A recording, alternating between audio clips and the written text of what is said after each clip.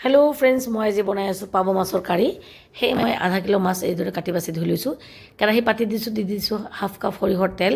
তেলখিনি গৰম হোৱাত ডাঙৰ চাইজৰ এটা পিঁয়াজ পাতলকৈ কাটি দি দিছোঁ। পিঁয়াজখিনি অকণমান ভাজি ইয়াতে দি দিম এচামুচ নিমখ, হালধি পাউডাৰ দি দিম এচামুচতকৈ অকণমান কম, জিৰা আৰু ধনিয়াৰ পেষ্ট দিছোঁ এচামুচ, আৰু 4-5টামান কেঁচা জলকীয়া অকণমান ফালি দিছোঁ। ভালদৰে মছলাখিনি ভাজি ল'ম। যেতিয়ালৈকে পিঁয়াজখিনি অকণমান ছফ্ট হৈ যাব তেতিয়া মই ইয়াতে এড কৰি দিম হাফ কাপৰ নিচিনা গৰম পানী। গেছটো মই শ্ল' ফ্লেমত থৈ ভালদৰে ভাজি ল'ম। পানীখিনি শুকাই গৈছে, তেলখিনি বিৰিঙি আহিছে ওপৰলৈ। এতিয়া মই বেছিকৈ গৰম পানী এড কৰি দিম। অকণমান বেছিকৈ দিছোঁ পানীখিনি ভালদৰে বইল অহাত মাছখিনি লাহেকৈ দি দিছোঁ। চামুচেৰে লাহে লাহে মাছটো মই জোলৰ লগত মিলাই দিম। বেছি জোৰে লৰাই দিলে মাছখিনি ভাঙি যাব, সেয়া লাহে লাহে মিলাই দিছোঁ। দি কেনে ঢাকি কেনে গেছটো মই ফুলত দি অকণমান ভালদৰে বইল আহিব দিম। যেতিয়া বইল আহিছে ঢাকনটো খুলি দিছোঁ। কেৰাহীটো ধৰি অকণমান জোকাৰি দিছোঁ আৰু এইদৰে জোলখিনি শুকাই লৈছোঁ।